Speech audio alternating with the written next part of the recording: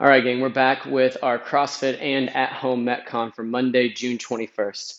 8-minute AMRAP, 10 push-ups for guys, 8 push-ups for ladies. Then we've got 10 split stance rows per arm, followed by 20 single leg squats. Those will be alternating today.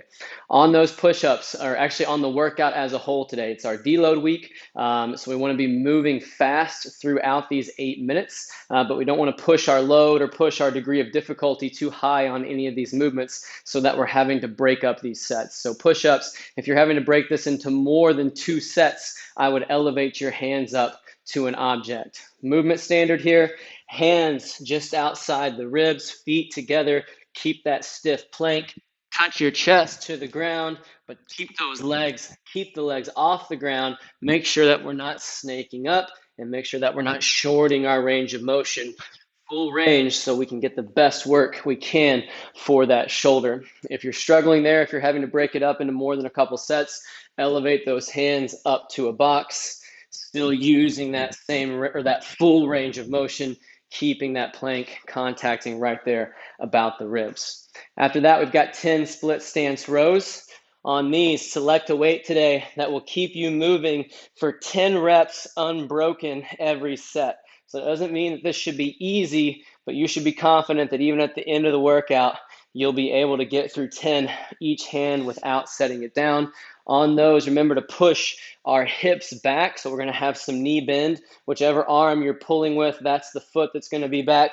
And then position that spine before you go so that you've got a straight line from your head all the way down to your tailbone. Also, make sure we're not bringing our torso or legs into the pull. We lock all that in, and the only thing moving is that single arm. Finishing up each round with those 20 single leg squats. Prescribed height for this today is squatting down to an object that's right about knee height. A box would actually be a little high for me. A bench press bench would be right around my knee. That said, what we're looking for is some consistent movement today, but also challenging your range of motion with good technique. So the RX Plus option today is a full single leg squat with no target. And I can get down here, but once I'm here, I'm a little bit rounded out in that low spine. I'm kind of just resting down on my knee joint and hip. And then I have to use some momentum to get out of the bottom. What would be a better option would be to challenge myself a little bit more on height so that as I come down to the bottom, I can keep more of a flat back position and more sound squat mechanics, because what's happening is once I get below this height here, I'm sort of having to fall to the bottom.